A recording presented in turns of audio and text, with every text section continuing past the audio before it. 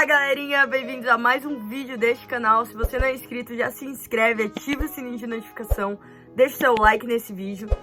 Hoje eu quero falar com vocês sobre 2 Timóteo, capítulo 2, que vai dizer assim: portanto, você, meu filho, fortifique-se na graça que há em Cristo Jesus.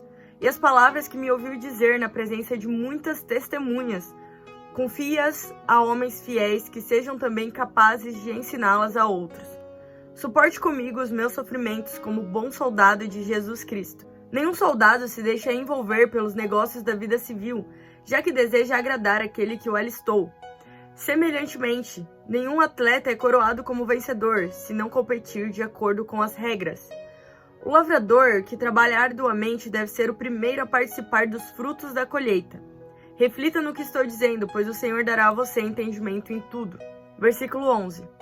Esta palavra é digna de confiança. Se morremos com ele também viveremos. Se perseveramos, com ele também reinaremos. Se o negamos, ele também nos negará. Se somos infiéis, ele permanece fiel, pois não pode negar-se a si mesmo. Continue a lembrar essas coisas a todos, advertindo-os solenemente diante de Deus, para que não se envolvam em discussões acerca de palavras. Isso não traz proveito e serve apenas para perverter os ouvintes. Procure apresentar-se a Deus aprovado como obreiro, que não tem do que se envergonhar, e que maneja corretamente a palavra da verdade. Evite as conversas inúteis e profanas, pois os que se dão a isso prosseguem cada vez mais para a impiedade. 19. Entretanto, o firme fundamento de Deus permanece inabalável e selado com esta inscrição: o Senhor conhece quem lhe pertence. E afasta-se da iniquidade todo aquele que confessa o nome do Senhor. Numa grande casa há vasos não apenas de ouro e prata, mas também de madeira e barro, alguns para fins honrosos e outros para fins desonrosos. Se alguém se purificar dessas coisas, será um vaso de honra, santificado, útil para o Senhor e preparado para toda boa obra.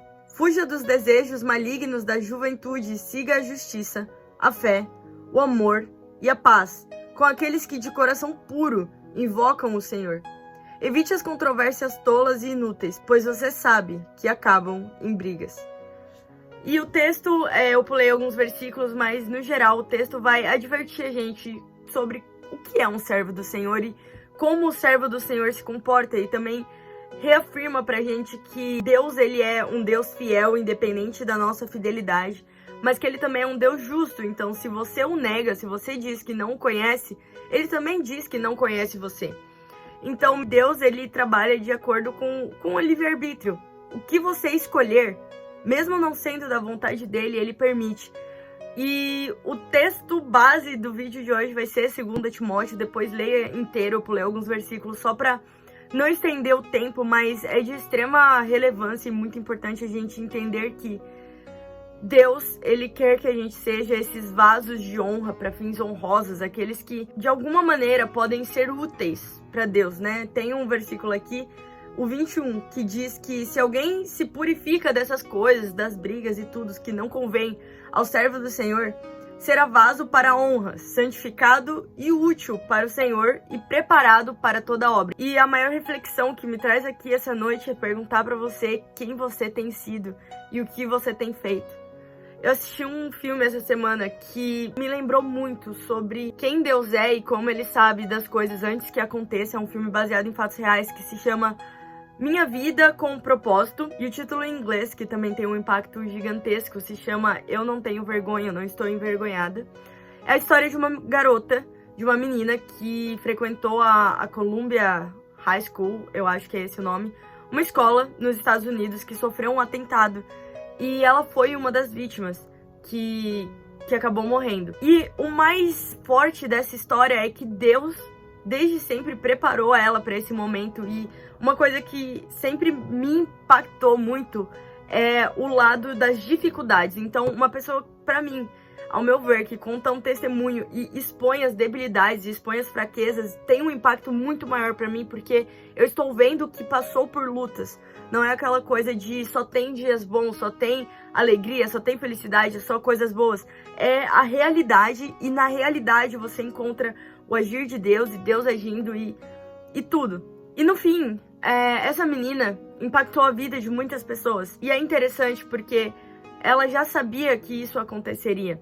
Ela já sabia de alguma maneira, sem saber o que aconteceria, sem saber o que estava por vir, né, os fatos que se sucederiam. Ela sabia que a vida dela teria um grande impacto, porque Deus estava levando ela a orar naquele direcionamento. E também uma outra coisa que me mostrou foi o julgamento. A gente sabe que tem um preconceito até com os cristãos, né? Você é chato, você é preconceituoso, você é arrogante, você é isso, você é aquilo. E por muitas vezes a gente não tem uma ideia diferente daquilo que a sociedade, que o mundo tem de Deus. A gente deveria ser realmente esse vaso que é útil e preparado para a obra de Deus. Porque como é que a gente vai fazer o que Deus espera da gente se a gente está em pecado, se a gente é um vaso desonroso? Não tem como Deus falar através de bocas que também professam mentiras, através de boca que também está errado. Porque Deus é um Deus bom e justo. E Ele precisa que a gente esteja apto para aquilo que Ele chamou. Então, eu tenho um propósito, você que está assistindo tem um propósito, existe um porquê na nossa vida. E eu recomendo que você assista esse filme quando você puder, esse que eu mencionei da menina, porque deixa muito claro que cada um de nós tem um chamado.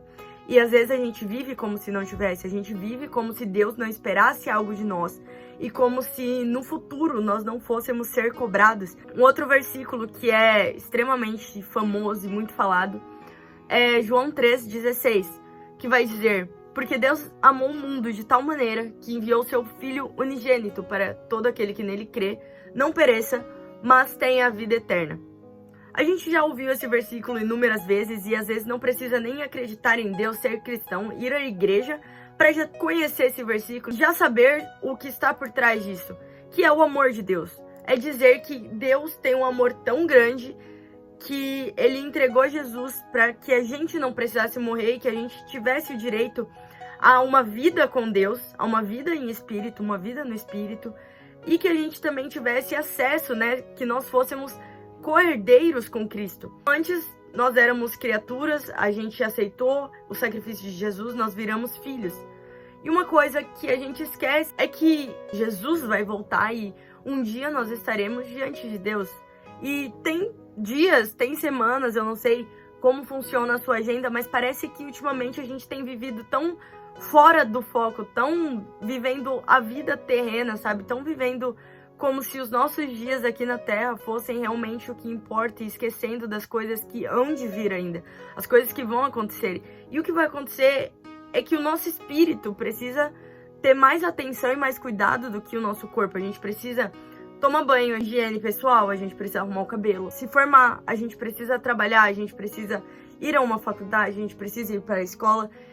Só que parece que a gente escolhe um, ou a gente tá muito focado no espírito e eu não entendo mais porque eu tenho que trabalhar, porque eu tenho que estudar, eu quero só orar, isso, e acaba deixando de lado as coisas aqui da Terra, quando é necessário que haja um equilíbrio. Ou ainda nós fazemos o inverso, a gente foca nas coisas da Terra, a gente foca em pós-graduação, em graduação, em escola, em colégio, em notas boas e exercício físico e tudo, e o nosso espírito vai ficando lá, tipo, e aí, até quando você vai me deixar de lado?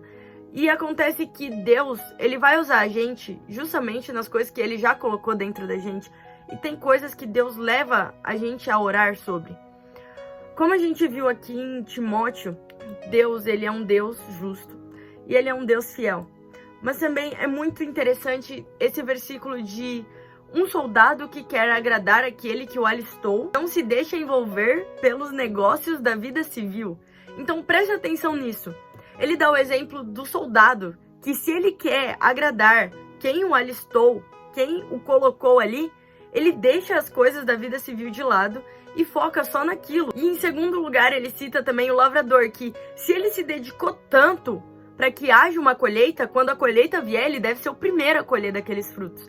Então aqui, eu acredito que juntando tudo, o filme, os versículos, a Bíblia inteira e, sabe, tudo que tem acontecido e tudo que a gente tem focado, o nosso foco deveria estar naquele que nos alistou, naquele que chamou a gente, naquele que tem a maior intenção em que a gente seja este vaso de honra e que a gente seja útil e que Ele possa usar a gente. E do versículo 11 até o versículo 13, ele dá instruções pra gente.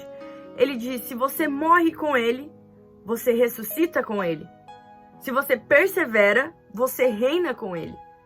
E eu acho chocante e incrivelmente, assim, explícito a natureza de Deus quando ele diz que se vocês são infiéis, Deus permanece fiel. Porque até então tava meio que um jogo de equilíbrio. Se ele morre e você morre com ele, então você ressuscita. Se você persevera, com ele você reina. Só que aí ele joga para um lado que nós temos muita tendência que é a infidelidade. A gente tem muita tendência de estar com Deus e aí acontecer alguma coisa e nós sermos infiéis. De nós negarmos o nome de Jesus, mesmo Jesus avisando: olha, Pedro, talvez venha uma dificuldade muito grande aí. E a sequência que eu entendo com esse versículo é que primeiro nós temos que morrer com ele. Primeiro a gente tem que morrer para as nossas vontades, para os nossos desejos, para as nossas paixões, para tudo o que de fato atrapalha a gente a se conectar com Deus. Não que a gente tem que viver uma vida apenas no Espírito e esquecer das coisas aqui da Terra, porque se nós não morremos, significa que tem um porquê. Existe um propósito da gente ainda estar aqui e a gente precisa se movimentar para estar de fato debaixo da vontade e do querer de Deus. O segundo fato é a perseverança. A gente precisa continuar a perseverar. Se a gente tem que perseverar, significa que vai ter momentos de dificuldade em que talvez a gente queira desistir. E aí, nesses momentos, a gente precisa continuar. A gente precisa pensar: não, eu vou continuar, eu vou perseverar, para que, de fato, depois a gente venha a reinar com ele. Em terceiro lugar, precisamos prestar atenção se nós temos negado a Deus com as nossas ações, com as nossas atitudes, com as palavras que têm saído da nossa boca. Será que temos gerado vida? Será que temos gerado esperança? Será que temos inspirado outros a perseverar? Ou será que as palavras que saem da nossa boca mais causam morte do que vida? Será que nós temos sido vasos honrosos ou desonrosos? Será que a nossa vida tem dado honra para Deus? Tem dado honra e glória para Deus? Ou será que a gente tá aqui, tá indo, tipo, Deus, não sei, tô aqui. O que você tem feito com o que Deus te deu? O que você tem feito com a sua vida? E o versículo 13, que diz: se somos infiéis, ele permanece fiel, pois não pode negar-se a si mesmo. Aqui a gente tem um ponto onde se apoiar caso tudo dê errado e a gente faça tudo errado. Caso a nossa fidelidade a Deus se abale, a gente tem um ponto que é a fidelidade de Deus para conosco não se abala. Não é porque você foi infiel que Deus falou: ah, então também não vou continuar fiel. Não existe isso, cara. Deus não pode negar a si mesmo e ele é fiel. Não é uma característica, não é um atributo que ele tem, que ele possui, mas que ele é. Da mesma maneira, o amor, não é que ele tem muito amor para te dar, é que ele é amor. Tudo que engloba, toda a essência do amor, o amor por inteiro, completo, é ele. João vai começar dizendo que no princípio era o verbo e o verbo era Deus. Já parou para pensar no Deus que a gente tem, que é o verbo, que era o princípio, e que é amor, e que é fiel, e tantas qualidades, tantos atributos positivos que Deus tem e que talvez a gente não conheça justamente por não procurar, por não buscar. Não deixe para amanhã o que você pode fazer hoje. Esse filme que eu assisti trouxe muito à minha memória que a gente é muito incerto sobre o futuro. A gente não tem certeza do amanhã, a gente não sabe nem o que vai acontecer daqui 10 segundos. Talvez você nem termine de assistir esse vídeo e eu nem sei o que vai acontecer até o dia de eu gravar, editar, postar esse vídeo. Você entende? A gente não tem o controle da nossa própria vida. Então a gente não pode viver e agir como se tivéssemos o controle de tudo. Porque o único que tem um controle tá tentando comunicar com a gente, tá tentando dizer, tá tentando dar direções pra gente seguir e a gente tá ignorando tudo. Mas quando tudo dá errado e a gente tá perdido, a gente se lembra dele e fala: Deus, por que você não me deu uma direção e um caminho pra seguir? Enquanto Deus está tentando dizer pra gente: não vai por esse caminho, e a gente não está seguindo. Não deixe com que o que Deus entregou na sua mão pra você, algo único e especial, que Ele pensou em você realizando, que Ele pensou em você fazendo, você falando, vá por água abaixo, vá por ralo abaixo, porque você não tomou uma iniciativa. Escolha hoje se tornar um vaso de honra, porque assim como a gente leu, mesmo que você tenha sido infiel, Ele não é infiel. Ele permanece fiel a ti. Se você o negou, pede perdão, porque se você o negou, ele também te negará, mas se você se arrepender verdadeiramente, ainda há tempo. enquanto a gente estiver respirando, há tempo de uma mudança verdadeira, genuína. E mesmo que a gente não saiba o que virá amanhã, a gente consegue saber quem vai estar conosco amanhã. E é ninguém mais, ninguém menos do que aquele que criou tudo e todas as coisas. Aquele que criou o mundo é também o seu Deus, o seu amigo. Aquele que diz, eu intercederei por você. Aquele que diz, eu vou enviar o Espírito Santo, o meu Espírito, para habitar dentro de você, para te auxiliar nas decisões. Não tem um porquê a gente estar sozinho. A gente só vai ficar sozinho se a gente optar por. Deus amou o mundo de tal maneira que ele entregou o seu Filho, unigênito, para que todo aquele que nele crê não pereça, mas tenha a vida eterna. Eu não me importo quantas vezes você já ouviu isso antes. E eu não ligo para se não faz sentido para você agora. Mas uma coisa é fato e não vai mudar independente do que esteja passando na sua mente agora. Que é, o amor de Deus permanece fiel. Permanece inabalável. O amor de Deus, cara, é infinitamente melhor do que a gente merecia ou que nós possamos pensar. É um amor que não tem limites. No capítulo 2, versículo 14 diz: continue a lembrar essas coisas a todos, advertindo-os solenemente diante de Deus, para que não se envolvam em discussões acerca da palavra. Isso não traz proveito e serve apenas para perverter os ouvintes. Procure apresentar-se a Deus aprovado, como obreiro que não tem do que se envergonhar e que maneja corretamente a palavra da verdade. Evite as conversas inúteis e profanas, pois os que se dão a isso prosseguem cada vez mais para a impiedade. O ensino deles alastra-se como câncer. Entre eles estão Himeneu e Fileto. Estes se desviaram da verdade, dizendo que a ressurreição já aconteceu. E assim, alguns pervertem a fé. Entretanto, o firme fundamento de Deus permanece inabalável e selado com esta inscrição: o Senhor conhece quem lhe pertence. Nós somos conhecidos por Deus.